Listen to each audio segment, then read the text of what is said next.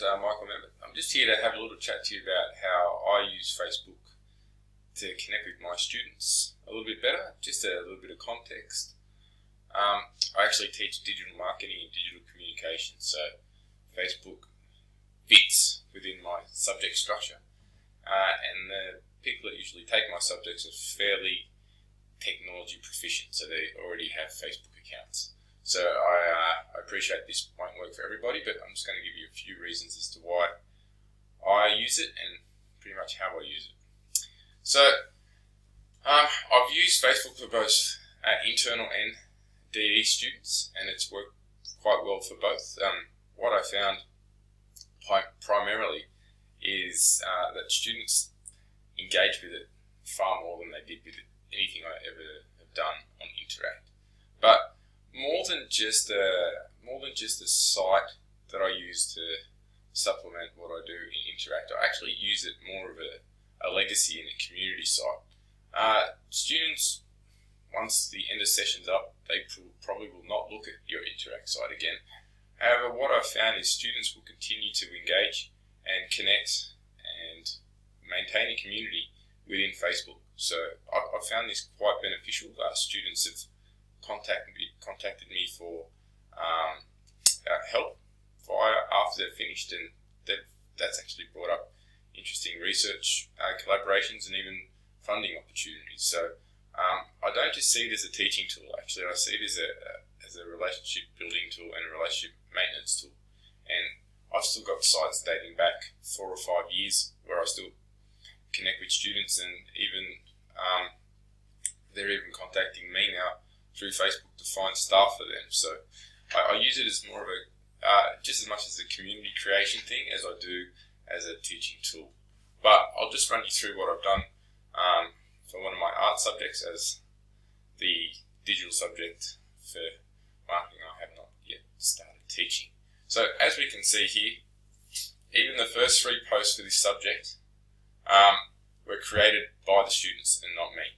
So what that does straight away, it gives them a sense of ownership of the space. What I found with Interact, because we're the ones that set it up, because we're the ones that manage it, oversee it, they don't have any sense of ownership of it. If I pass over some level of ownership of the Facebook site, they actually feel more connected, more engaged, and they're more likely to actually come and participate. So I'm just going to scroll up and I'll show you some of the highlights of what we achieved this session. Obviously, it gives me a place to repost some of the things I find interesting that I find on Facebook. And considering it's a digital subject, a lot of material is placed on Facebook and LinkedIn. This little section here, I've got them to nominate brands that they'll be researching, and I actually use it as a teaching tool. So students in class would actually be posting, as you can see, Lucy Hughes actually been posting on behalf of the other class. Some students couldn't make it to physical class, and because I connected it to my digital subject, the digital students felt like they were part of the classroom. So just heading up, there's more interesting stuff to read. We explored a few other theories, but where it got interesting, I'll get there eventually, is not just as a teaching tool, but as a content generation tool. Now, Jack and another student, Richie, came up with the idea that they wanted to set up their own digital brand to fulfill a need. So we put together a little bit of research in the online space. They figured out that there was, at the trend back in September, there was a little issue about people with larger rear ends finding jeans that fit them. So they decided to set up a company and develop a brand of jeans called Jiggle Jeans. And what they ended up doing is actually setting up not only the company, but they actually developed YouTube clips, print advertising, and also developed a social media campaign all around their product, Jiggle Jeans. I also use it as a connection tool to industry. So I've actually, let me find it. So when we had, I forgot his name, famous advertising guy is always on Gruen. He came and visited some of my students, so we posted that on social media, which was really good PR, not only for the subject but also for the university.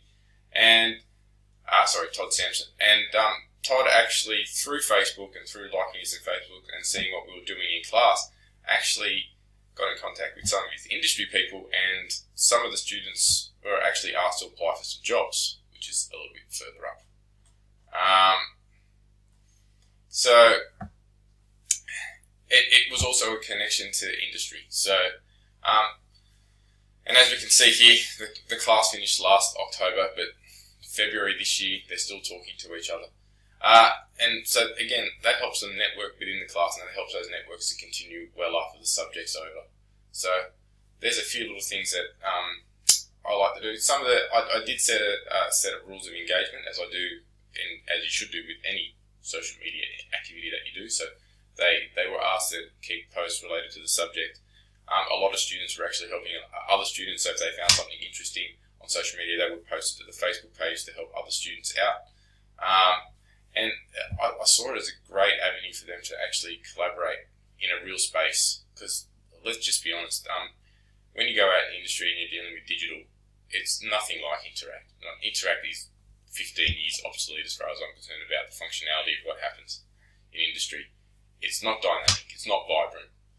It's not community orientated.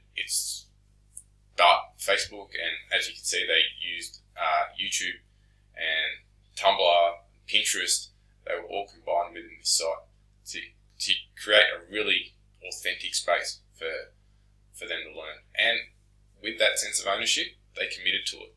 And I actually had the entire class participate and actively participate in this space, which I dare say would be kind of hard